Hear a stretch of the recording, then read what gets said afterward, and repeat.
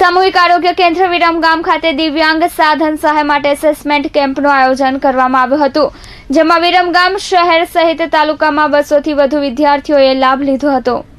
સામાજિક ન્યાય અને અધિકારીતા વિભાગ, ભારત સરકાર તથા ગુજરાત સરકાર અને ભારતીય કૃત્રિમ અંગ નિર્માણ નિગમ કાનપુર તથા અમદાવાદ જિલ્લા વહીવટી તંત્ર, તાલુકા હેલ્થ ઓફિસ વિરમગામના સંયુક્ત ઉપક્રમે 30 મેના રોજ મહાત્મા ગાંધી સામૂહિક આરોગ્ય કેન્દ્ર વિરમગામ ખાતે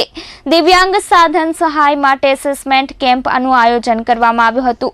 જે વ્યક્તિએ છેલ્લા 3 વર્ષ દરમિયાન તેમની જરૂરિયાત મુજબનું સાધન કોઈ પણ સંસ્થા કે સરકાર પાસેથી મેળવેલ ન હોય તેવા દિવ્યાંગ લાભાર્થીને આ કેમ્પમાં ટ્રાયસિકલ, વ્હીલચેર, કાંખ ઘોડી, કાનનું machine, blind folding stick, MSID kit, કૃત્રિમ અંગો, કેલિપર્સ વગેરે જરૂરી સાધનોના વિતરણ હેતુથી મૂલ્યાંકન શિબિરનું આયોજન કરવામાં આવ્યું હતું। આ દિવ્યાંગ સાધન સહાય એસેસમેન્ટ કેમ્પમાં વિરમગામ શહેર સહિત તાલુકાના 200 થી વધુ લાભાર્થીઓએ લાભ લીધો હતો।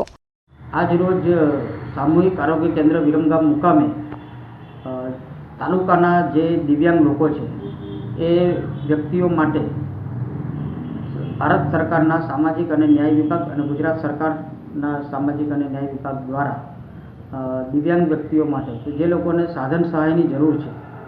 એવા દિવ્યાંગ વ્યક્તિઓનું આજે એક એસેસમેન્ટ કેમ્પ અત્રેના સામૂહિક આરોગ્ય કેન્દ્ર મુકામે રાખેલ છે, જેમાં જે દિવ્યાંગ વ્યક્તિઓનું એસેસમેન્ટ કરવામાં આવશે। જે વિકલાંગતા છે એ લોકોને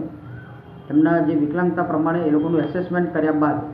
એ લોકોને જે જરૂરી સાધન સહાય છે એ ભારત સરકાર દ્વારા આ કેમ્પમાં વિરમગામના ધારાસભ્ય doctor Tejashriben Patel, taluka health officer doctor Viral Vaghela, doctor Sangeeta Patni, LH Bhagora, KM Makwana, Nilkanth Vasukiya, Gauriben Makwana, આરોગ્ય કર્મચારીઓ સહિત મોટી સંખ્યામાં લાભાર્થીઓ ઉપસ્થિત રહ્યા હતા। Piyush Gajjar, S24 news, Viramgam.